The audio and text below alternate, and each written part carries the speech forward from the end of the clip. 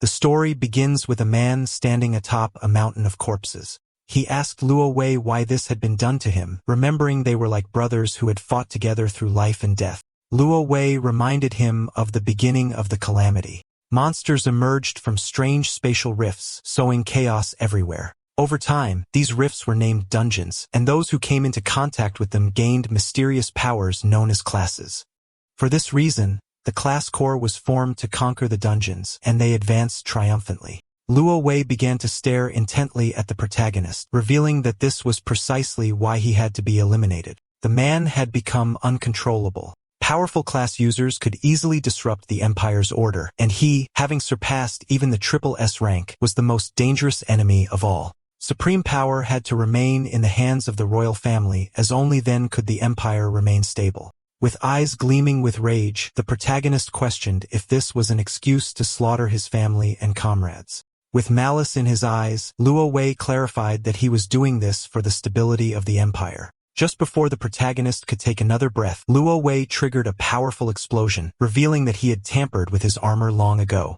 The explosion would also inject a compound poison into his wounds. Luo Wei knew that after an SSS rank battle, the protagonist would not have the strength to resist. To ensure this, Luo had prepared an entire army, considering it his final show of respect. Just before dying, the protagonist began to recall memories of the moments spent with Luo Wei. At that moment, his hidden skill, Mirror World, met its activation conditions. Mirror World, an SSS rank hidden skill, was the ultimate ability that reverted everything. He lost his life and his soul sank into a lake. Decades later, a pair of boys were torturing another boy, tying him to a tree and submerging his body in the lake. One of them punched him in the stomach and told his friend to dunk him again. As they tortured him, they couldn't help but mock him, deciding to keep him underwater longer to teach him a lesson if he kept pretending. His expression seemed hilarious to them, and they planned to pull him out only to beat him a few more times. The boy could no longer hold his breath. He didn't know why he always had to be the one suffering. At that moment, the protagonist's soul began to awaken. A boy with glasses approached the bullies and told them to stop as the other boy was going to die. One of the bullies turned around and, with an arrogant gaze, retorted that if he was about to die, he should just heal himself, as that's what a chanter was for, though he knew it wouldn't be much use. He then mentioned that the boy with glasses was a hypocrite, as he had been the one to lead them all to find him. Therefore, if the boy died, it would be his fault. The boy with glasses panicked, explaining that he only did it because they had forced him. This angered the bully, who prepared to hit him, but then something strange happened and a powerful light began to emerge from the lake. The bullies started to flee the scene, screaming in terror about the appearance of a dungeon and the need to escape, as a new dungeon was beyond their capabilities. The attention of the boy with glasses was fixed on the boy they were torturing. Seeing that he was still submerged in the water, he started running toward the rope, knowing he had to save him.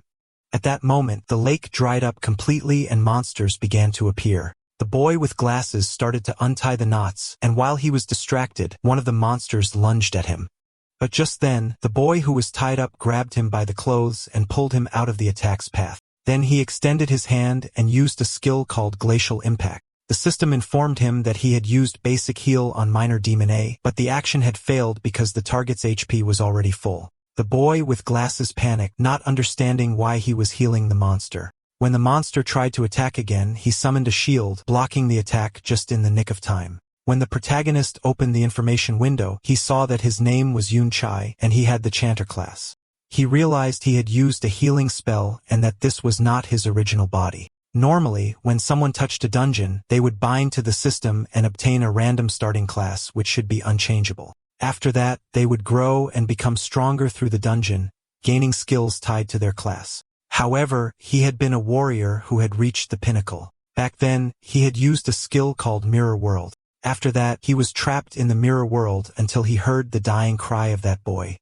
He finally realized that he had been revived in that boy's body. This was not exactly a happy thought, but he still thanked the boy for giving him a chance at revenge. The boy with glasses informed Yun Chai that the monsters were surrounding them and asked for immediate help, as he could only handle 3 at most. The protagonist knew his body was too weak. Even these small enemies were beyond his capabilities. At their speed, he couldn't even run. Opening his skill window, he realized they were all useless. Basic Heal restored 1 to 4 HP to a target, and Entangling Vines summoned vines to immobilize a single enemy with a low success rate. Chanter was too specialized. Its strengths were in support, but it was outclassed in every role. It was no wonder this class was always looked down upon. For now, with his old combat instincts, he could resist briefly.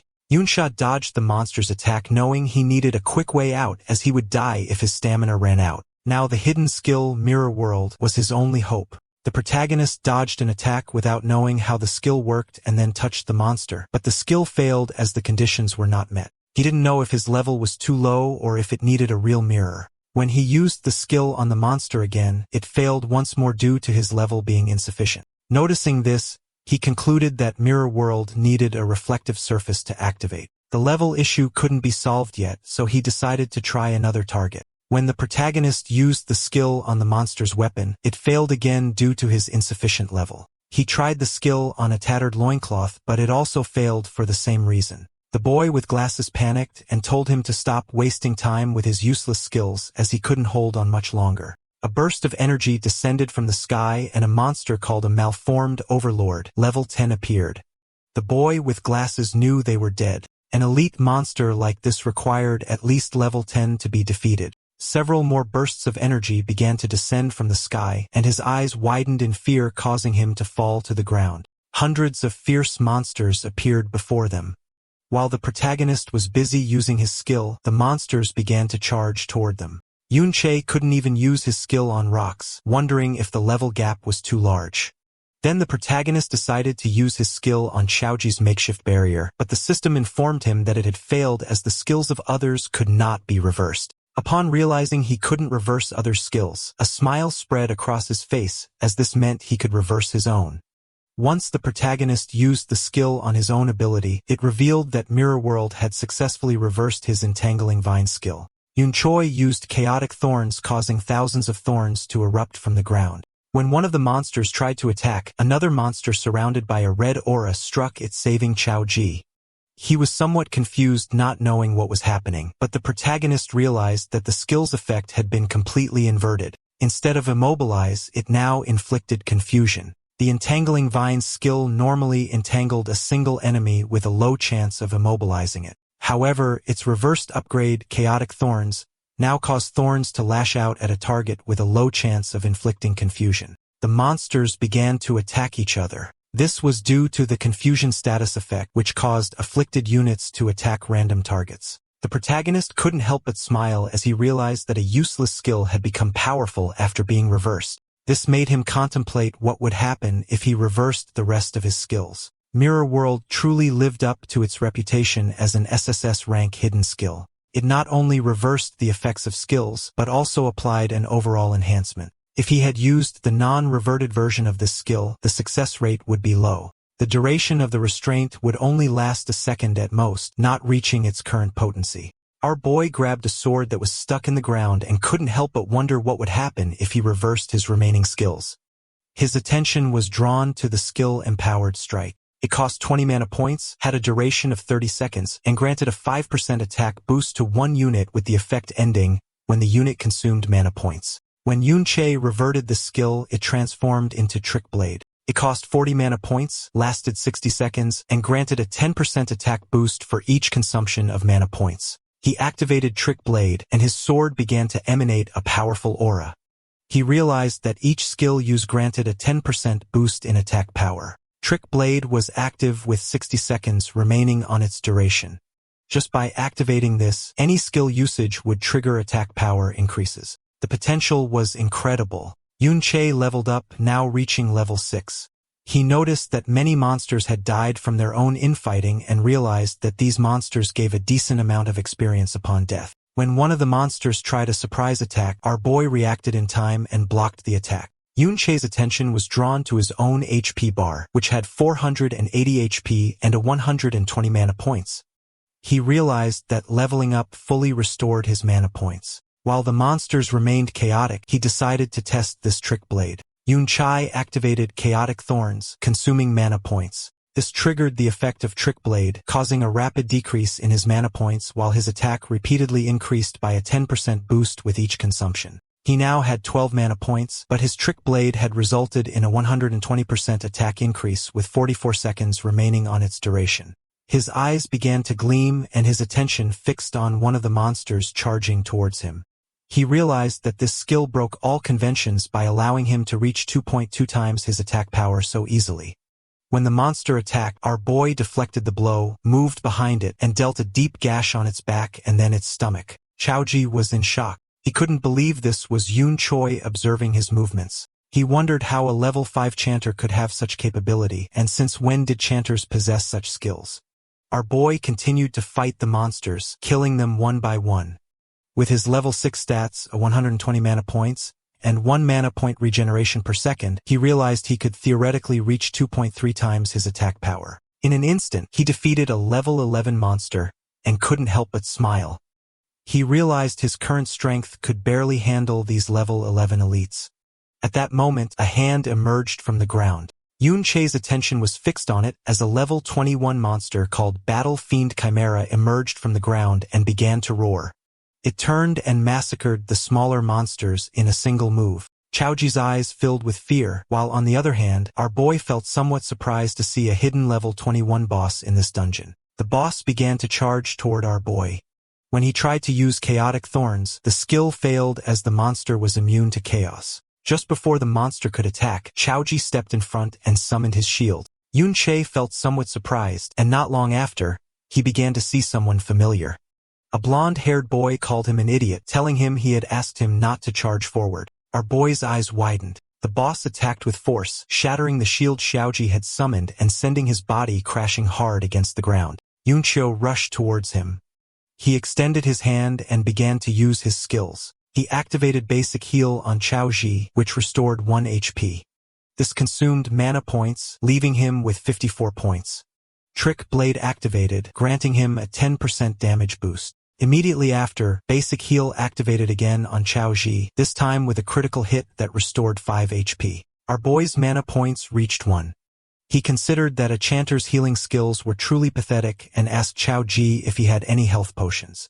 He said he had an emergency one, and our boy told him to drink it. His Trick Blade now had 85 seconds of duration left. The boss started killing the other monsters. Yoon Che knew he was not yet a match for this boss, but the mobs were almost all dead. He had a plan in mind. Showing his blade, he asked Chao Zhu to hold on for a minute as he was going to finish off the monsters, leaving him somewhat surprised. Our boy moved like a thunderclap, slicing the monsters to pieces. The duration of his Trick Blade had reached 0.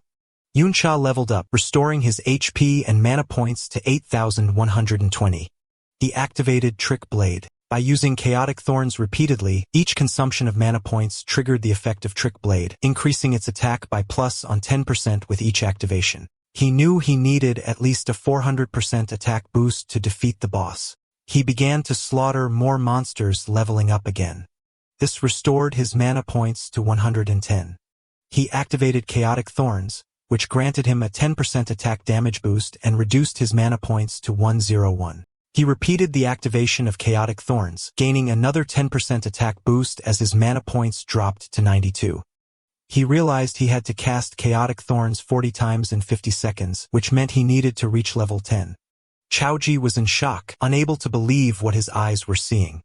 Yanxi leveled up several times. The boss prepared to attack, but our boy began to glow. He was now level 12. His Trick Blade had a 510% boost and a duration of 95 seconds, which was more than enough to face this boss. Yoon Sha moved like lightning, cutting off its arm, then appeared behind it and launched a chain of slashes, causing the monster terrible pain. Just before it had time to react, our boy sliced its body to pieces. In the blink of an eye, he had defeated a level 21 boss that had over 10,000 HP.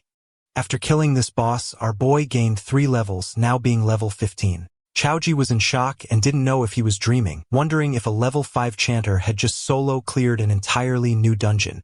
Now that the dungeon lord had been defeated, the dungeon was cleared. He approached and asked Yoon Choi if it was really him. The monsters dropped items, and the system prompted our boy to collect them. He wanted to know how our boy had suddenly become so strong. Our boy began to recall his past, and upon seeing Chaoji's face, he asked what his relationship was with Chao Benbin. Chao Ji was in shock as he didn't know how Yun Che knew his great-grandfather's nickname. Yun Che was somewhat surprised to learn that he was actually the great-grandson of Chao Benbin. He began to remember Chao Benbin and his eyes filled with sadness as all the people he knew had been killed by Luo Wei. Just before he could ask more about Chao Benbin, Chao Ji averted his gaze and mentioned that it wasn't necessary to talk about him at that moment. If Yun Che didn't want to answer his question, he didn't have to say anything. There was no need to humiliate him like that. Yun Che was a bit confused as he didn't know what was happening. Chao Ji mentioned that although he didn't know why, Yun Che had been hiding his true strength all this time. He advised that they should return to school. Since the next day, the school would organize a visit to the Modern History Memorial Hall and skipping classes would get them noticed. Yun Che couldn't help but clench his fists tightly and feel furious. He decided to listen to him, but deep down, he knew he couldn't reveal his identity yet. If Chao Ji investigated too much, he could become suspicious. Yun Che thought about the Modern History Memorial Hall. It should have records of what happened after he died. The next day, they boarded the subway on their way to school. The students were very excited. Times had changed a lot. After being dead for so many years, the world had mutated enormously. He couldn't believe they now used products from the dungeons to power carriages. Many things had appeared that he had never seen before. However, he had seen some of them in dungeons in the past. He opened his system inventory.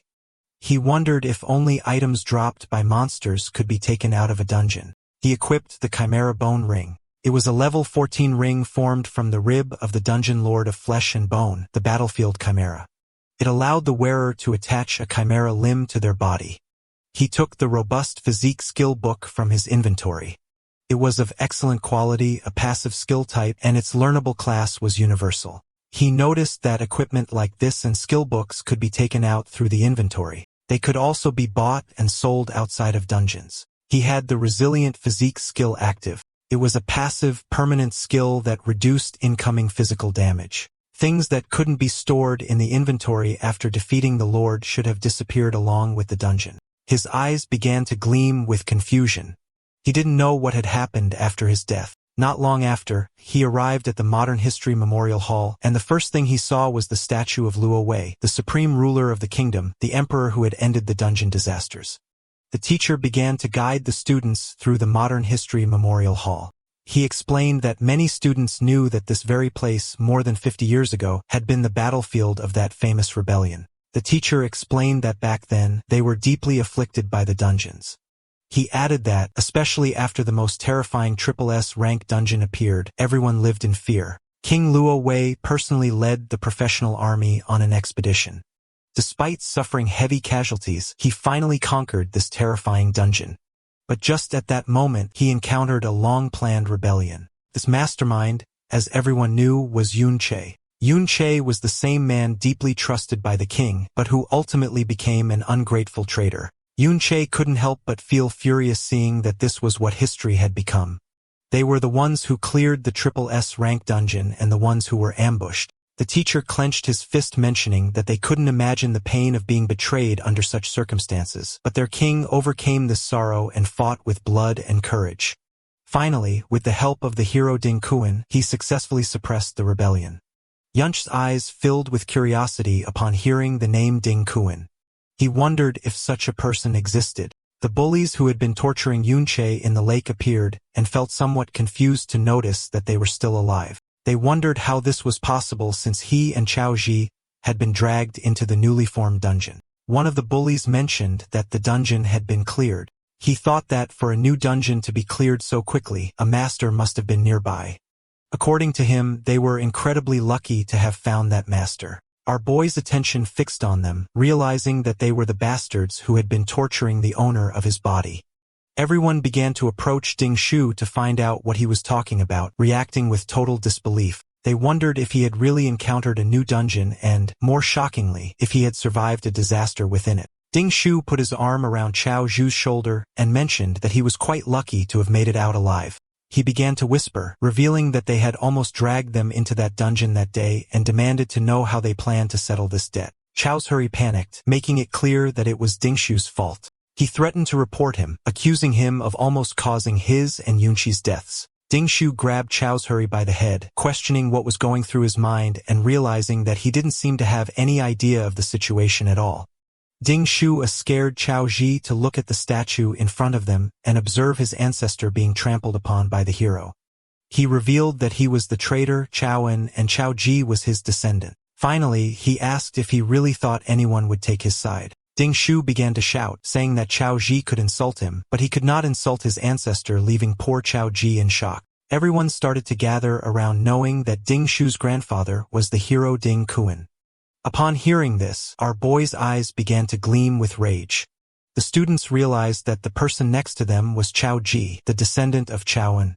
To them, the descendant of a traitor insulting a hero was a sign of a world turned upside down. They recalled that his ancestor, Chao En, had slaughtered many people, and if the hero hadn't intervened, who knows how many more would have died. Ding Shu began to feign, making it clear that he didn't care what he said about him behind his back, but he couldn't allow him to insult his ancestor to his face. The teacher approached Chao Ji, placed a hand on his shoulder, and asked him to apologize. He told him that as his teacher, he had always been fair and reminded him that the hero had forgiven his family in the past. He concluded that even if he didn't feel gratitude for this, he had no right to defame him. After saying this, the teacher left. Ding Shu placed a hand on his head and revealed that if he gave him a beating in public, people would only cheer him on. No one was going to help a vicious dog that was being beaten, and besides, Chao Ji was a particularly despised dog. He grabbed Chao Ji by the hair and asked if he really believed that he, the descendant of a hero, could be wrong. He prepared to hit Chao Ji, but at that moment, someone kicked him in the face, sending him to the ground. Chao Ji's eyes widened in surprise. It was Yun Che, his eyes glowing with rage. He questioned if the hero's family didn't have time to discipline their brats. The students started recording, wondering if it was really Yun Che. They commented that he seemed like a completely different person and couldn't believe he had dared to strike Ding Shu. According to them, he was crazy, and some remembered he was only level 5, the weakest in his class. So they wondered what had happened to him to make him dare to hit Ding Shu. He had no parents and had always been too gloomy to have friends, so they thought he had lost his mind. Ding Shu wiped his cheek, making it clear that Yun Che was just a punching bag, who should be grateful that Ding Shu wasn't coming after him. He couldn't believe he had still dared to attack him while he wasn't paying attention. He and his friends started charging towards our boy. Yunchi moved like thunder, dodging their attacks and striking them before they could react. Ding Shu fell to his knees on the ground and started spitting blood. The students began to murmur among themselves. Ding Shu was in shock as he couldn't believe how fast Yun Che was. The students were somewhat confused as they didn't know what had happened. They questioned how he had been taken down again so easily and if Ding Shu was, in fact, a weakling. Ding Shu exploded with rage, unable to believe how a trash tier level 5 support could suddenly be stronger than him. Immediately, he used the skill Hell, which increased his attack power by 25%. He equipped the Fire-Forged Hammer, which granted him 314 points of attack power. He thought Yun Shu had just gotten lucky, and without wasting another second, he lunged at him. R moved quickly and, taking advantage of the opening, punched him in the jaw. He was using the skill Blade of Trickery, which increased his attack power by 80%. Ding Shu was in shock. Our boy kicked him, sending him crashing hard to the ground. The guard arrived and seeing Yun Choi stepping on Ding Shu asked if there was a healer. The students were in shock seeing how fast Yun Choi was. They remembered he was only level 5. Even the blonde girl and her friend were in shock. The guard made it clear that fighting was forbidden inside the hall due to the risk of damaging something and then asked the teacher why he couldn't control his students. The teacher started walking towards Yun Chai. He had not only insulted a hero, but had now also dared to assault his descendant. According to him, Yun Chai was shameless. The teacher unsheathed his sword and Yun Chai's attention fixed on him. Our boy used the ring, and when the teacher tried to attack, his sword shattered into pieces, leaving everyone in shock. Yun Che mentioned that they should set aside the discussion of who was shameless for a moment. He pointed out to the teacher that although he claimed to be fair, he seemed to have only listened to Ding Shu's side of the story, and he questioned him directly, asking if he was trying to curry favor with his family. The teacher told him to stop talking nonsense, and then his gaze fixed on our boy's ring. He wondered what kind of equipment it was since, although he hadn't used his full strength, it had managed to block his attack. As a powerful aura emanated from his body, Yun Chai clarified that it was just a casual comment and added that he didn't believe the teacher was that type of person. The students were in shock as they couldn't believe Yunchai had even been able to block the teacher's attack. The teacher promised that he would thoroughly investigate the cause of this conflict. Internally, he wondered where Yunchai had obtained that kind of equipment and if he too had some kind of backing. The ring Yunchai wore was the Chimera Bone Ring, whose durability was already damaged by 37%. Despite being of epic quality, it was still just equipment obtained from a level 21 lord. So using it against the level 35 teacher was pushing it too far. Yunchai asked to be expelled from the hall as punishment along with Chao Ji. Chao Ji stood up and began to follow our boy with a confused gaze. The students couldn't believe that Yunchai had been able to block the teacher's attack and wondered if this was something a student could do. The teacher asked his students to use a healing spell on Ding Shu, and in the meantime our boy and Chao Ji left the hall. He was sad as he couldn't believe that in the end, no one had survived and Benben had been killed long ago by that so-called hero. His gaze fixed on Chaozi, and he thought that if he asked him anything now, he would answer without thinking. He coughed and mentioned that his knowledge of history wasn't very good, so he asked him to recount the specific deeds of that hero, Ding Kuan. Chao Chi became nervous, mentioning that, although he wasn't sure if he remembered correctly, it seemed the hero Ding Kuan had discovered the great villain Yunchai's conspiracy beforehand. He recounted that he had prepared an ambush near the SSS rank dungeon to provide support, and that was how the entire rebellion crisis was resolved. Yunchi felt somewhat surprised. He began to remember his past life and how they had been ambushed. Chao Zhu explained that the hero Ding Kuan aspired to solve the dungeon crisis since he was young and always trained hard for it. After being promoted by the king, he fought across the country for years, saving various places from crises, like the very famous Great Cataclysm of Winterfell City. Yunchai began to gaze at the ground and ponder. The image of his past self standing on a mountain of corpses came to his mind. With a sad expression, Yunchai asked about the sword held by the hero's statue. Chaoji explained that it was the flowing cloud sword and added that as the story went, it was the sword the hero had used to execute the traitor Yunchoi. It was a top-tier piece of equipment. Yunchoi's eyes began to glow with rage, as they had not only stolen his glory and achievements, but had even taken his sword. Then he decided that he would kill Ding Kuan first. Outside the Ding family compound, several high-level warriors were patrolling. Suddenly, the eyes of one of them began to glow as his attention was drawn to something. Not far away, he saw Yunchai and Xiaoji slip into an alley. He decided not to pay much attention, thinking they were just passing through the area. Noticing how alert the man was, Yunchai wondered if he was a wanderer with a scout skill. Xiaoji suggested to Yunchai that they should just leave. He argued that there were too many guards and that even if they managed to sneak in the moment Ding Shu returned, they would be done for. Although he wanted to go and directly kill that hero, Ding Kuan, he knew it wasn't possible. According to Chaoji, Ding Kuan spent all his time in a high-level dungeon. Unlike in his past life, one could not freely enter and exit dungeons now. The high-level ones were all guarded by the military, and a special pass was needed to enter. However, he was sure that Ding Kuan's family must have such a pass in their home. Our boy asked if it was necessary for their family to keep so many guards, considering they were just one of dozens of branches descended from Ding Kuan. Chaoji revealed that, after all, they were descendants of a hero and that they also had a dungeon within their property. Our boy's eyes widened in surprise to learn that they had a dungeon at home. Xiao Zai mentioned that low-level dungeons had long been bought and sold privately, but this was not something that people without power and influence could even dream of. Ding Shu had guards with him all the time, so he could farm monsters and level up whenever he wanted. In contrast, ordinary students like them could only do so during the school's dungeon practicals, where they even had to fight over the monsters. Yuncha realized that this era had changed a lot and questioned if this didn't mean that the richer and more powerful one was, the higher their level would be. Chaoji nodded, revealing that an ordinary person usually graduates from school between level 15 and 20. And since many no longer have access to dungeons after that, they remain stuck at that level. If one got a job related to dungeons, like a miner or a ranger in a national dungeon, they might reach a level close to 30 by middle age. In contrast, guards like those at Ding Shu's house could take advantage of their family's dungeon, allowing them to be around level 30.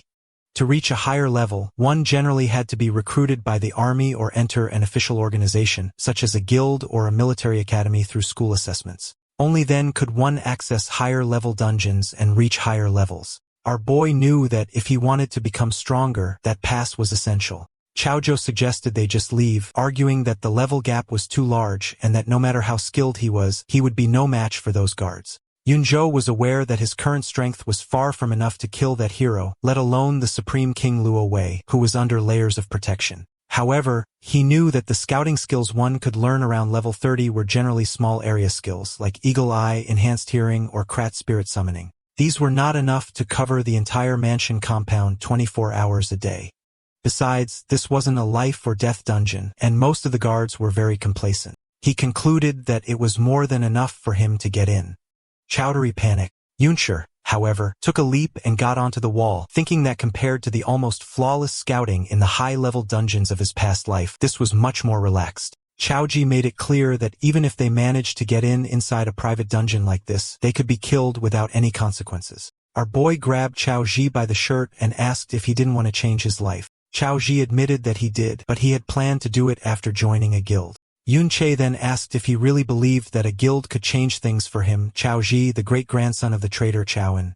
Chaoji's eyes filled with sadness. Our boy pulled him up onto the wall and made it clear that a person's destiny can only be changed in the present, not by betting on a what-if that even he himself wasn't sure of. Yunche was not going to pass up the dungeon right in front of him. He decided to let him decide for himself if he wanted to follow. Xiao Zhu began to sweat, and our boy pondered, wondering if the descendant would make the same choice as his ancestor. Xiao Zhu stood up as he simply couldn't let him go to his death. Yunzhou told him not to make a sound, explaining that there were no traces of a summoning-type scouting skill in this area. Therefore, as long as they kept their voices down, avoided their line of sight, and seized the right moment, they could easily get in.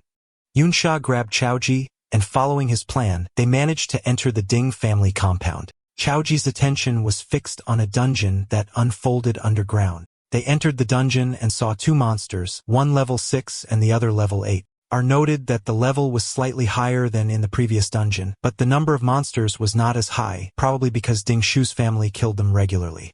Our boy mentioned that there were only two small mobs and asked him to go and give it a try. Chaoji couldn't help but feel scared and refused, stating that there was no way he could beat them. Our boy forced him to fight. The monsters attacked, and he summoned his shield to defend himself, still unable to believe that Yunche trusted him to win. Chaoji grew nervous and thought he shouldn't have come. Now he wanted to go home. Yunche suggested he try fighting back, but Chaoji asked how he was supposed to find an opportunity to fight back. Yunche assured him that he was watching and nothing bad would happen. Chaoji decided to trust him, and using his shield, he attacked. But then the other monster tried to attack from behind, but he reacted in time and dodged the attack. It was just as Yunche had thought. Chaoji's talent was actually quite good. The problem was that he was always timid and panicked easily, so he only dared to defend. However, his subconscious judgment of spatial positioning was extremely accurate. Because of this, it always seemed like he was in a dangerous situation, but he didn't lose much health. Chaoji attacked the monster, but his shield shattered into pieces. Yunche moved like thunder, killing the monsters. Chaoji was somewhat surprised as he had leveled up. He was now level 7. Our boy explained that experience was distributed according to contribution and that if he didn't unbalance the monsters, he wouldn't get much EXP even if Yunche was the one who killed them. Yunche wielded the crescent full bone blade, a blade formed from the condensed resentment in a leg bone, which increased his attack power by 62 and his spiritual attack by 11. Yunxia noticed that Chaoji's movements were very agile and asked him how he distributed his attribute points. Chaojia revealed that except for spirit, he generally added them evenly. Our boy recalled that shield bearers didn't usually add points to agility. Chowdhury explained that if he didn't, he found it difficult to find a party at school. He clarified that no one wanted to wait for a slow shield bearer, as by the time he arrived, the others would have already taken all the monsters. Yunxia let out a sigh and explained that he needed to have a long-term perspective. He clarified that advanced class promotions after level 60 had attribute requirements. He gave the example of the Bastion Fortress class, which required 60 stamina and 90 defense points, concluding that he couldn't just add points randomly. Chaoji mentioned that the highest an ordinary person would ever reach in their life was level 40-something and wondered how he could even think about level 60 as that was S rank. Our boy placed a hand on his shoulder and, with a smile, told him that from that moment on, he could start thinking about S rank or things far beyond S rank. That said, he also needed to start planning his own class advancement. He reflected that his support class had only been revived thanks to the hidden skill Mirror World, and that if nothing unexpected happened, he would probably change to another class. He was in shock as he realized something stunning. His Mirror World skill could be leveled up. In the Ding family's private dungeon, Yun-Che fought monsters with surprising speed. His Trick Blade skill boosted his attacks, but it ended just as he hit a level 17 zombie greed demon. The monster, still alive, showed Trick Blade's power, but also its limits in long fights. Yun-Che's mana and stamina were low. The monster died, confirming his body couldn't handle extended battles. The fight yielded huge rewards. Yun-Che gained 2 levels, reaching level 17, and his health, mana, and attribute points increased rapidly. He also got 2 shadow creature souls from elite zombies, which gave his SSS rank Mirror World skill 2,000 experience points, confirming he could level it up. After the battle, Yun-Che collected items, pleased with the levels and Mirror World experience. Suddenly, sensing danger, he moved higher and saw Ding family guards patrolling more often. Below, Chao Ji, level 8 with new gear, nervously suggested they stop. He noted fewer monsters and high guard alert, making it too risky, wondering if they were found. Yun-Shu agreed. Fighting now would be too hard, requiring constant guard watching and careful Trick Blade use. With his current power and increased security, the risk was too high. Yun-Shu looked at a new skill book, Brick Spell, which created mana bricks. When reversed by Mirror World, it became Void Technique, making small objects intangible. He realized not all reverse skills were for combat. Some had subtle non-fighting uses. Yun-Sha checked his Mirror World skill. It needed 30% more experience to level up. Standing on the cliff, he thought about the amazing power its reversal gave him even at its basic level. He felt more determined, imagining how much stronger he'd become when it leveled up. With glowing eyes, Yun-Che made a new plan. This dungeon offered unique Mirror World experience from its monsters. He figured killing the boss could level up the skill to level 2, a reward too good to miss despite guard risk. They moved quietly through the cave, hiding behind rocks as guards used detection skills more often, making their position risky. Yun-Che cautiously peered ahead and saw their target, a massive shadowed figure on a throne bound by thick glowing purple chains at the top of stairs. Many guards protected it. This was the dungeon boss. From their hiding spot, Chaoji was shocked to see a dungeon boss controlled like this. Yun-Che was less surprised, noting their school's boss was also guarded, suggesting it's common for strong groups. Yun-Che scanned the scene, seeing relaxed guards on the stairs. He focused on the glowing purple chains binding the boss, realizing they were powerful restraints. He quietly analyzed the situation. With so many guards, a direct attack on the boss would be suicidal and unwinnable, drawing everyone's attention. Yun-Che knew he couldn't kill the boss with all the guards, but he saw an opportunity. A guard wandered off alone. He decided to take them out one by one. Covering his face, he used Trick Blade 150% attack boost and ambushed the guard. The ambush worked perfectly. The guard was instantly crippled and fell as Chaoji watched. Yun-Che stood over him with a dark presence, telling him to talk to get information. Terrified, the guard begged for his life, offering any information, admitting the Ding family didn't pay him enough to die for them. Yun-Che listened, seeing this as his chance to ask about his main goal, infiltrating the compound. When Yun-Che asked about the hero dungeon pass, the guard was shocked. He quickly said the old master had many in his study and they weren't rare. Misunderstanding, the guard thought Yun-Che was a hero grandpa fanatic. Frightened by Yun-Che's silence, the guard swore he was truthful, saying he'd seen the old master take passes often. He warned that the passes were temporary samples. Without an insider, they'd be caught. Yun-Che wasn't bothered. He grabbed the guard's collar, telling him not to worry. With a cold look, he ordered the guard to empty his inventory, showing his plan to steal from him and likely take his identity. Back at the Ding family compound, Yun-Che kept questioning the guard, holding him by his shirt. Yun-Che was disappointed by a single mediocre skill book. The terrified guard swore it was all he had, explaining the Ding family kept all valuable dungeon drops in their inner residence, leaving outer guard scraps. Yun-Che learned Sunlight Baptism, a passive skill giving temporary defense after healing. He used Mirror World to reverse it into Moonlight Blessing, a strong offensive skill granting temporary attack boosts after healing.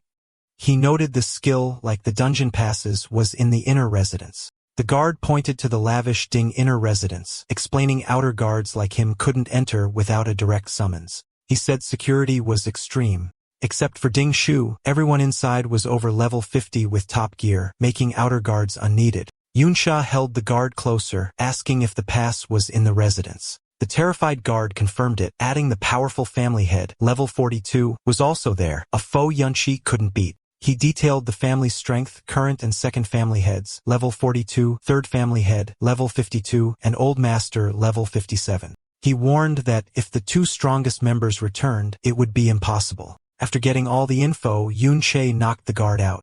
He had Chao Zhu wear the guard's armor as a disguise and wait for his signal. Since the powerful family head was safe inside, Yunshi planned to lure him out instead of confronting him directly. Back in the dungeon, Yunshi observed the boss. He understood the Ding family used high-level chains to keep the boss alive, creating a permanent private farming spot. He realized this system's security, relying on easily guarded chains, could be exploited. This was a big flaw. Guards thought their method was safe because no one would unlock the chains, but they didn't know Yunchai, who, from his past life, knew how to unlock them. He quietly approached a guard and easily undid the lock. The chains fell, and the enraged boss broke free, going wild. Guards panicked as the huge monster rampaged. This chaos was exactly what Yunchai needed to lure the family head out of the inner residence using the perfect method to do so. The plan worked. Alarms blared as the level 42 family head rushed from the unguarded inner residence, ordering immediate dungeon reinforcement. As he and his guards charged to handle the crisis, Yunchai used the distraction to grab the powerful level 60 combat chains that bound the boss. Holding the pulsing high-level gear, Yunchai knew his plan succeeded. With the family head and elite guards busy, he and Chowdhury could easily enter the inner residence. As Yunchai's plan opened the way, new people arrived at the main entrance of the Ding family home. Servants greeted the returning second master, Ding Hao, level 42, and his son Ding Shu, who drove up in a fancy car. Ding Hao brushed off Ding Shu's recent loss to Yun Choi as a small mistake, but Ding Shu shot back that greeting his father wasn't why he was there. Ding Hao then opened the car door for a Miss Yunsha. Two young women stepped out, one with long blonde hair and her dark-haired friend, likely Yunsha.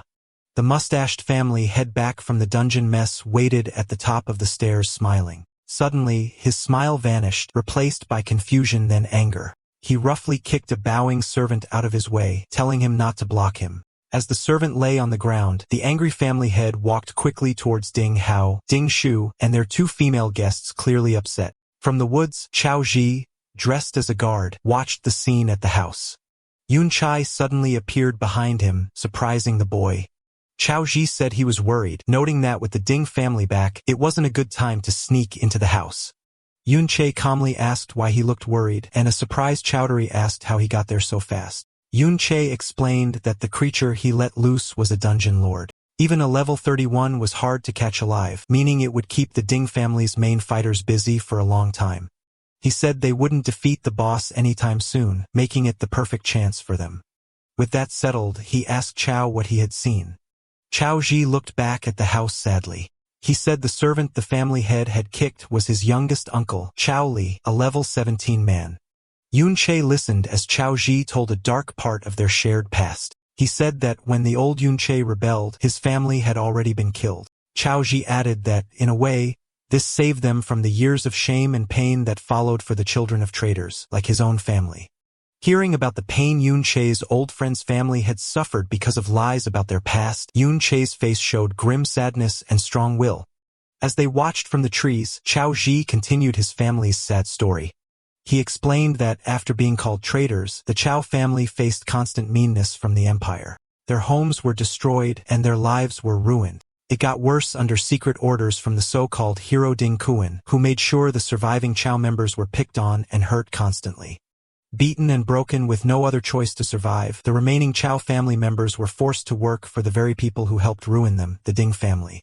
Now they live a poor life, always watching their masters' faces, bowing and scraping for scraps. Chowdhury admitted with shame that they are sometimes shown off as proof of the Ding family's power and kindness for forgiving the children of a traitor. He said his father's generation tried to fight back and change their fate, speaking out against the unfairness, but their effort ended badly. The stress broke his father, who went crazy, while his uncle Chao Li became completely obedient, acting like nothing more than the Ding family's dog. Heavy with this hopeless history, Chao began to doubt his own actions, wondering if it was right to follow Yunchai into such a dangerous place. His doubt was cut short when Yun Chai turned to him and said firmly that he needed to go to the inner residence. Panicked, Chaozhou tried to stop him, quickly reminding him that Ding Shu's father, a fully equipped level 42 fighter, was inside. He warned Yun Chai that if he was found, he would surely die.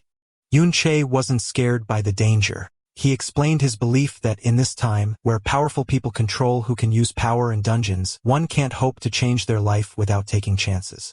He looked at Chaoji, adding that some things will never get done if one worries and waits too much.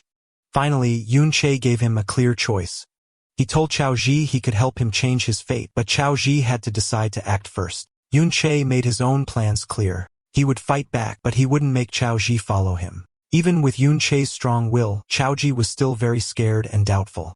He argued that the Ding family was a huge power that ruled the world, asking how the two of them could possibly fight such a big force. Yun Chai turned away from him, looking at the distant inner residence as he started walking forward. He told the stunned Chaoji that his goal was much bigger than just taking down one family. The real enemy he planned to fight, he said, was the entire empire itself. Meanwhile, inside the quiet inner residence, Ding Hao relaxed on a couch served by a maid. He wondered how the dungeon lord had broken free from its strong chains. Seeing him, the blonde girl with Ding Shu politely asked her uncle if it was a bad time, offering to visit another day because of the emergency. Ding Hao quickly waved away her worries, saying his older brother, the family head, could handle it. He promised her that a simple dungeon problem was far less important than her visit. He continued, smiling, explaining that when his powerful father, the old master, and his third brother heard she was coming, they had already started heading back to the house to meet her. Also, he said they had already contacted Hero Grandpa, who was very excited to meet her, making it clear that handling the situation would be very easy. From a hidden spot on a balcony, Yun Chai heard everything. His attention sharpened at Hero Grandpa, knowing they meant the so-called Hero Ding Kuan. His mind raced, connecting this new info with what he'd learned from the captured guard. To enter the hero's dungeon, one needed both a pass and someone to go with them. He looked at the guests, seeing how respectfully Yun Sha was treated, and realized her status must be very high. Then an important detail hit him. Her name was Yun Sha, sharing the same last name as his current self. He wondered if this was just a coincidence. For now, he pushed the thought aside. He focused his gaze, deciding to concentrate on his immediate goal, getting the dungeon pass. As he watched, Yun Sha stood silently, her face unreadable, a figure of mystery and importance. With the Ding family's main fighters busy, Yun Sha used the chance to sneak into the inner residence. He moved silently through the rich hallways, slipping past two maids talking and using the shadows to hide. He went through the richly decorated halls, moving deeper into the mansion towards his goal. Meanwhile, outside the dungeon, the problem was solved. The family head, Ding Yi, level 42, and his forces stood before the now defeated dungeon lord. Ding Yi looked at the situation, deciding the creature had been let loose on purpose. He was bothered, though, because they couldn't find who did it. He figured that taking such a big risk couldn't have been just for one piece of good equipment like the chains. Determined to protect his home, he ordered his guards to surround the inner residence first. His main concern was his important guest. He couldn't let anything scare the young lady. Inside the study, Yun Chai started his search. He went to the desk the guard had told him about, but was at first annoyed to find the drawers empty. Remembering his new non-fighting skill, he used phasing, the reverse of brick spell. This let his hand go through the solid wood of the desk, showing a hidden spot inside. He found a drawer full of books and journals. He pulled out the items, his eyes first landing on what looked like a diary. Pushing it aside, he found the real prize, a collection of high-quality, fancy skill books. One was for a strong support skill, Slowing Aura, which could slow all enemies in a wide area. He had found the family's secret stash. The entrance to the Ding family's inner residence was now full of guards. Hiding in the nearby woods, Chaoji watched in terror, wondering why all the guards had come and fearing they had been found. His panic grew as more guards arrived, and he realized the situation was too risky. He worried that if Yun Chai didn't get out right away, he would be caught. The fear of being caught brought back painful memories of his father going mad and his family's constant suffering. His first thought was to run, to sneak away and save himself. As another guard came near his hiding spot, he was frozen by not knowing what to do. But at that key moment, Yun Chai's words came to his mind. He could be helped to change, but he had to make the choice himself first. Having made up his mind, Chaoji let out a loud shout, purposely getting the guards' attention. He then burst from his hiding spot and started running, leading them away from the mansion. He had made his choice. He would act as a distraction to make sure Yunche wasn't found. From inside the mansion, Yunche saw Chaoji's brave act. With the guards distracted, he broke a window and jumped out. He felt proud, realizing that his friend had finally overcome his fear and chosen to fight against his fate. To help Chaoji escape, Yunche created an even bigger distraction. He landed among the guards, taunting them by saying he had stolen the chains and skill books, daring them to come and get them. Angry, the guards immediately left their positions and chased him. As he ran, Yuncha used the slowing aura skill he had just stolen. However, thanks to Mirror World, the skill was reversed, becoming accelerating aura, which sped up himself and any friends nearby. The family head, Ding-E, saw them running but noticed something strange. Instead of running away from the house, they were heading back towards the dungeon. Realizing the danger, he ordered 2 of his squads to stop chasing and go back to protect the dungeon lord. Chaoji, now running beside Yunchi, was totally confused. He asked why Yunchi was leading everyone in the wrong direction back towards danger. Yunchi explained his big plan. He knew that with so many guards drawn out to chase them, the remaining forces must have already defeated the wild dungeon lord. To control the powerful boss, they would have had a huge fight. This meant the lord's health was now at its very lowest point, making it weak. Yunchai checked the status of his ultimate skill, Mirror World, seeing how close it was to getting stronger. With his eyes glowing purple, he knew what he had to do.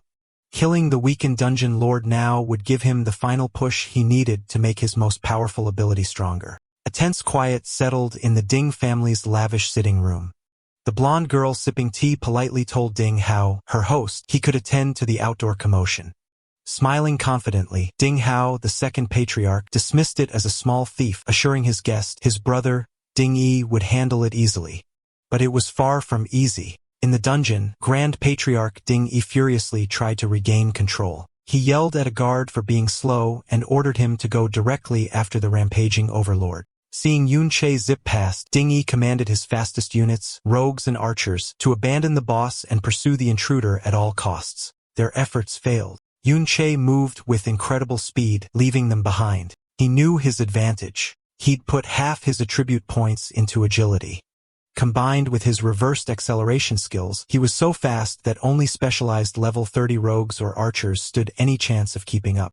He easily reached the main chamber where the skeletal overlord was surrounded. The beast was heavily wounded and crippled with guards struggling to cast a sealing spell. Yunche saw his plan worked perfectly. The boss was now at its weakest. With a surge of purple energy, he prepared to deliver one decisive blow to finish the weakened dungeon lord. As Yunchi neared, guards around the overlord spotted him. They shouted an alarm, scrambling to block his path. Before they could defend properly, Yunchi unleashed chaotic thorns. Purple, thorny vines erupted from the ground, lashing out at them. The guards were bewildered, having never seen this skill. The thorns tried to inflict a status ailment. Humans usually resist such effects, but Yunche's skill was unnaturally potent, and several guards failed to resist it. The horrifying result, afflicted guards got confusion. One mage blasted a fellow guard with a powerful spell, throwing their ranks into chaos. The other guards watched in shock, stunned by the skill's impossibly high success rate. With enemies fighting each other, Yunchai seized his chance. He blurred easily through the disorganized guards. His path was clear to his prize, the low HP overlord ripe for the taking. The guards' defense crumbled as Yunchai slipped through. They panicked, yelling why their shields and crowd control failed, accidentally hitting allies. Yunchai noted their poor coordination, recognizing them as a motley crew with no real team battle experience. He mused that long peace had made them soft, leading to their downfall. A guard captain tried to rally his men, insisting that if they could pin down the intruder, he'd be dead. Just then, First Patriarch Ding-E arrived, commanding his men to hold Yunche. The level 42 warrior in fiery gear declared he'd deal with the intruder personally. With his blazing weapon, he leaped, preparing a devastating attack on Yunche. Yunchai watched the patriarch's approach, readying himself. With a dismissive sound, he decided to face the attack head-on. He pulled out the level 60 combat chains he'd stolen. Though too low level to fully equip, he knew their immense durability remained. As Ding Yi's fiery attack descended, Yunche used the chains as a makeshift shield, successfully blocking the powerful blast's full force. Yunche cleverly turned Ding Yi's powerful attack to his advantage. Instead of just blocking the fiery blast, he used its immense impact to propel himself backwards like a cannonball, shattering the magical seal guards tried to maintain around their boss. He landed perfectly before the crippled dungeon lord. With a final taunt, he cheekily thanked the enraged patriarch for the ride. Before guards reacted, Yunche declared he'd steal the overlord's experience. He unleashed a powerful finishing blow, striking the weakened beast and ending its life. The payoff was immediate and huge. Yunche gained a staggering 3 levels instantly, jumping to level 20 and receiving 9 new attribute points. Most importantly, the Dungeon Lord's massive experience maxed out his hidden skill, Mirror World. A system notification confirmed the skill was upgraded, finally reaching the coveted level 2. Seething with rage after his kill was stolen, First Patriarch Ding Yi screamed in fury and charged Yunche with his fiery axe. Following his lead, the remaining guards rushed forward, determined to capture the audacious intruder who stood calmly before the massive Dungeon Lord corpse. But Yunche was unafraid. He focused on his spoils, the new power his ultimate skill gained at level 2. As Ding Yi's powerful attack was about to connect, it passed harmlessly through a shimmering image of Yunche, who then vanished. The guards stopped, confused by his sudden disappearance. Yunche found himself in a completely new place. The world had transformed into a silent, crystal, blue-green version of the dungeon. He activated a new ability of his hidden skill, Mirror World. In this strange dimension, he saw ghostly clear versions of Ding Yi and other guards unaware of his presence. A timer showed his mirror walk would last almost 30 minutes. He realized with excitement that he could now enter the very world inside the mirror. Inside the strange blue-green world, Yunche started to use his new power. He saw that everything was a perfect mirror image of the real world, flipped left to right. At first, he thought the ghostly shapes of the guards were just tricks as his hand went right through one. But when he touched the crystal light ground, he found it was solid, realizing this place was more than just a trick. His exploration led to an amazing find. He picked up a solid crystal piece from the ground, and a message told him he had a mirror shard that, importantly, could be taken out of this world and into the real one. This was a big deal for Yunche. He understood that with his mirror world skill now at level 2, he could bring real objects from this other world into his own. Wondering what else had changed with the skills upgrade, he checked his system screen. He saw a completely different list of skills showing many powerful reversed abilities like invisibility and force field cage, but most of them were marked not activated, which confused him. A message quickly explained that these skills were for base skills not yet learned. He then understood the full power of his new ability. The list showed the reversed forms of all skills he could learn. He now knew that to use any of these strong abilities, he first needed to find and learn their normal versions in reality. The skill reversal he used at level 1 was just a simple basic part of his ability's true power. As he looked through the exciting list of future powers, he realized this changed everything. He could now pick strong skill pairs and plan his whole class path ahead of time, knowing exactly what powerful reversed forms he would get. As Yunche was thinking about his new skill's full potential, he suddenly felt something behind him. Turning, he saw a faint blue-green human shape floating aimlessly in the crystal air. He wondered if it was a soul, like how he was stuck before he came back to life. The idea interested him, and he asked if other souls were also in this strange world. Without warning, the calm soul flashed with green energy, turning into a screaming, bone-like, undead creature that lunged at him. Surprised, Yunche pulled out his glowing blade and got ready to fight. He met the creature's attack, and with one swing, easily smashed the undead being, noting it didn't seem very strong. Just as he finished the creature, a new message popped up, getting his attention. The system offered him an undead contract. It explained he could make a deal with the soul he had just beaten, letting it leave the mirror world and fight for him in the real world. The contract also said the soul's highest level would always be the same as his, and he could have 20 such contracts. This unexpected event made Yunche think about what this new power could do. Yunche thought about what his new power meant. He now understood that after beating an undead creature in the mirror world, he could make a deal with its soul and bring it out into reality as a powerful fighter. Holding the mirror shard he had made real, he knew his ability wasn't just for things like stones. The level 2 upgrade to Mirror World was a real game changer, letting him bring not only items, but also an army of undead from the mirror world into the real one.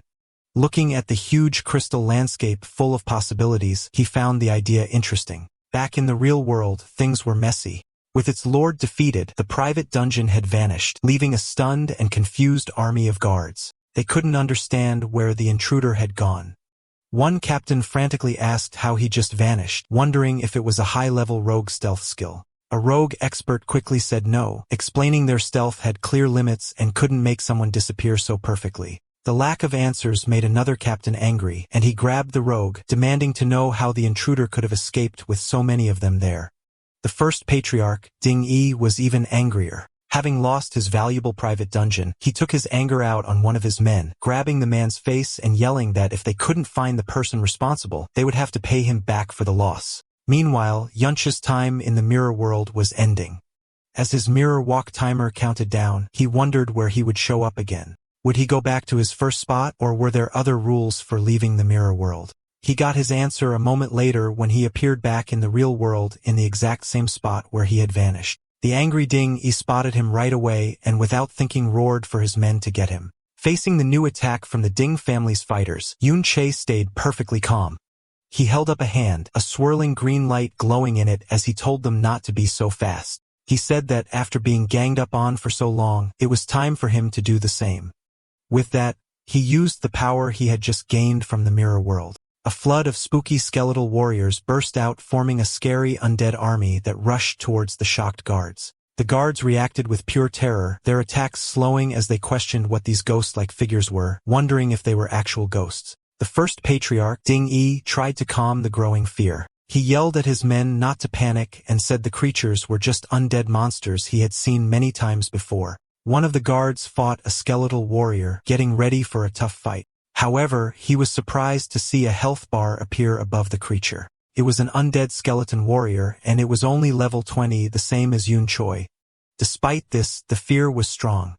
Dingy's face twisted with rage at his men's continued hesitation. To get them to fight, he promised a bonus to everyone if they attacked and caught the intruder. The idea of a reward seemed to make them brave again. But as the guards turned their attention from the undead army back to Yun Chai, they found he was no longer there. Confused, they looked around, wondering where he could have possibly gone.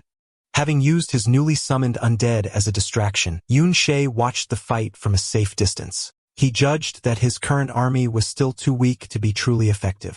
He knew that if he could find and make deals with stronger souls, the disorganized guards would have been no match for him. However, he was limited by what he could find. He had already made deals with the 20 strongest souls available in the small area he had explored within the mirror world. Also, he found that his exploration of the mirror world wasn't endless. He had hit a wall that kept him within 200 meters of where he entered. This made him realize that to find better undead, he would need to enter the mirror world from different places in the future. His planning was cut short when he saw that his friend, Chao Ji, who had been acting as a distraction, had been found hiding in the woods. One of the guards sneered at the disguised boy, teasing him about the reward he would get for catching him. Without hesitation, Yun Che leaped from the shadows, quickly and precisely striking down the guards threatening his friend. With their path clear, he grabbed the stunned Xiao Ji and told him they were leaving. Looking at the mess he had created with his undead army keeping the rest of the guards busy, Yun Chai decided their job was done. It was time to go back, get away from the danger, and properly check all the new things he had gained from his bold raid. As Yun Chai and Xiao Ji escaped, the remaining Ding family guards fought the undead army.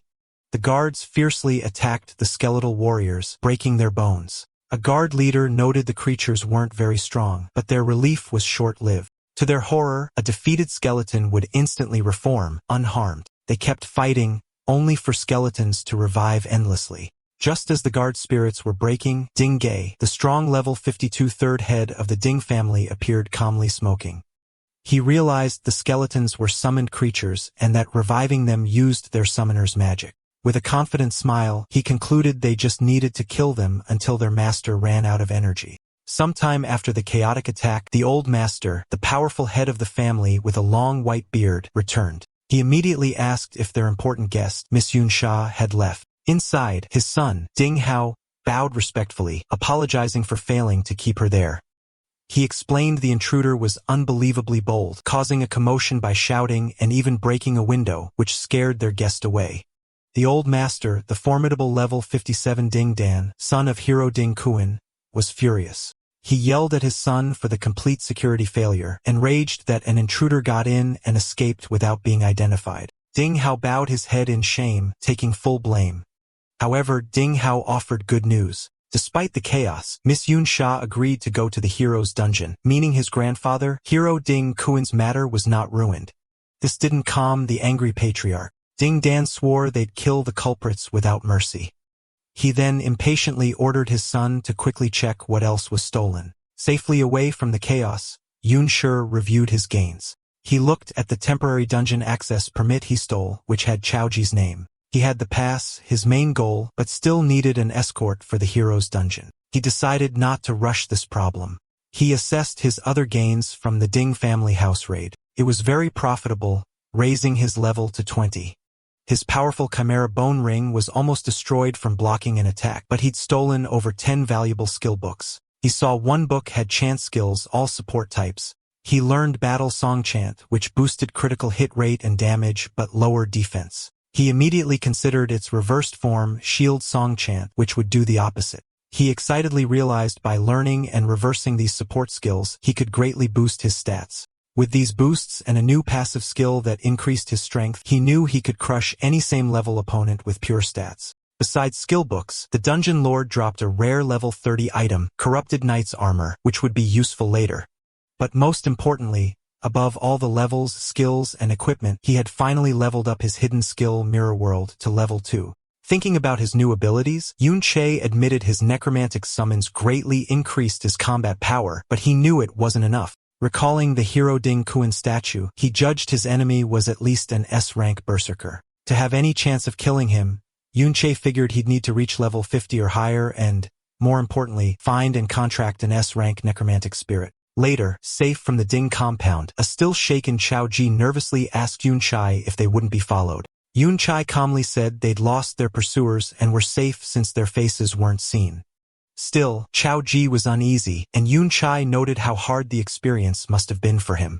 Seeing his current undead army was too weak, Yun Che decided his next step. He asked Chao Ji if there were any nearby dungeons where a powerful person had died. When Chao Ji looked confused, Yun Che explained he needed a higher-level dungeon to level up faster, adding the powerful person was for something he'd find out later. After a moment, Chao Zhou confirmed there was such a place. However, he hesitated, worried. He revealed it was the school's private dungeon, and they couldn't sneak in. The information made Yun Che pause, thinking about a controlled, heavily guarded dungeon, but he didn't waver. He simply decided if normal entry was impossible, he'd use special methods to get what he wanted. As part of his special methods to enter the school's private dungeon, Yun Che met his class teacher. He gave the teacher a valuable rare purple quality skill book for his Wanderer class stolen from the Ding family. The bribe worked. The teacher, now believing Yun Che had powerful backing, became more helpful. He admitted dungeon access was usually fixed and he couldn't easily change things. However, he explained a loophole. The dungeon was open for graduating students. While Yun Chai wasn't normally qualified, a teacher could recommend an outstanding student. Convinced of Yun Choi's outstanding potential, he promised to get him a spot. The plan succeeded. Yun Choi joined students entering the school's valiant dungeon. Other students were determined or flattering. One grimly noted it might be his last chance to level up, while another thanked the hero. As Yun Chai walked past the glowing portal, he felt a strange unease, sensing something was wrong with this dungeon. The teacher enthusiastically explained it was where the hero once fought and traces of his power might remain inside. Nearby, Chao Ji listened grimly. He horrifyingly realized the valiant dungeon was where, according to the Empire's fake history, Hero Ding Kuan valiantly killed his great-grandfather, traitor Chao En. Knowing the dark truth, Chao Ji hesitated. He struggled, wondering if he should tell Yun Che what he knew about the dungeon's true history. As students gathered at the dungeon entrance, the teacher gave a final warning. It was a high-level dungeon, and they must be careful within their limits. He then singled out a red-haired student in armor, Little Z, telling him to look after Yun Chai and Chao Ji. Little Z was clearly annoyed, complaining he couldn't focus on leveling up if he had to babysit. Another student pushed him forward, telling him to stop complaining as the dungeon was open. Grumbling about why younger students were allowed, Little Z entered the dungeon with the others. He condescendingly ordered Yun Chai and Chao Ji to stay back and not cause trouble, threatening to abandon them if they were a burden. As the group went into the vast purple-lit interior, Yun Chai silently assessed his surroundings. He noted it was supposed to be a level 2040 dungeon. However, his instincts from his past life screamed something was wrong. A deep unease washed over him as he felt a profound danger that didn't fit a dungeon of this supposed difficulty. As students went deeper into the glowing purple Valiant dungeon, Yun Che saw Yun In and her blonde friend, Yun Sha, inside. He wondered how they, as younger students, were allowed. Little Z, assigned to watch Yun Che, also saw the girls and pointed them out to another armored student. This student immediately dreamed of escorting the attractive girls. His fantasy was cut short by a taller, serious student in a helmet who smacked him, telling him to stop dreaming. This student revealed Yun In and Yun Sha were much stronger, both over level 30. He scoffed that they should be asking the girls for help, and the daydreaming student wasn't good enough for them. Embarrassed, the student muttered he was just talking. As the older students talked, the daydreaming boy watched Yun Sha and Yun In.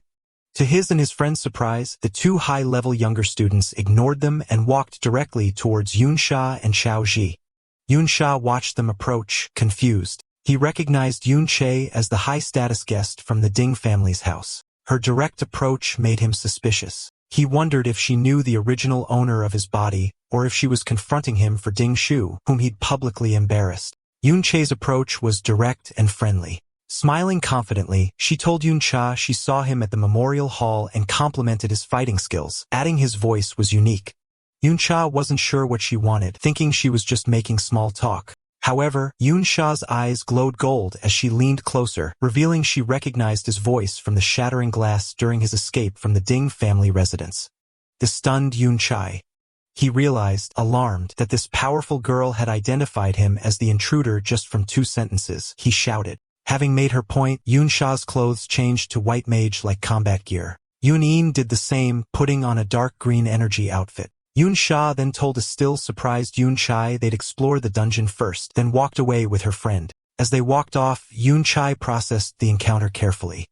He understood she recognized him as the intruder, but chose not to expose him publicly, subtly delivering the message. This made him wonder if it was a warning. He considered the dangerous possibility that Ding Shu also recognized his voice from their earlier fight. However, Yun Che decided not to worry for now. He was confident that as long as the Ding family didn't act immediately, his fast leveling speed would soon make him strong enough for any threat they posed. Seeing her act as friendly, he decided to offer a warning back.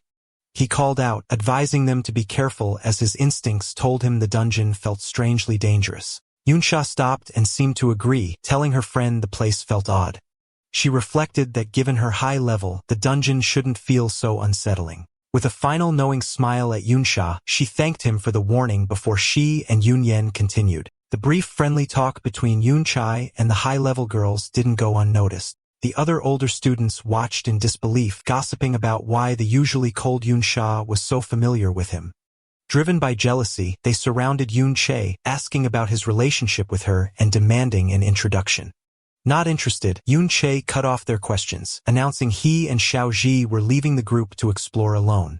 The older students were shocked by his overconfidence, warning him that as younger students, the level 20 monsters would surely kill them. To their surprise, their supervisor, Little Z, told them to let the two go. He reasoned that for Yun Choi to be friendly with someone as powerful as Yun In, his own level must be high. When others protested, reminding him of their teacher's orders, Little Shi's true motive was revealed in his thoughts.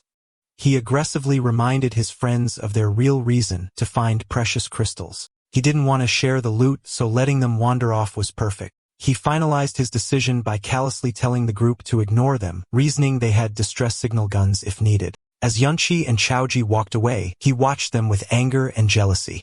He couldn't understand why a plain kid got Yunchi's attention.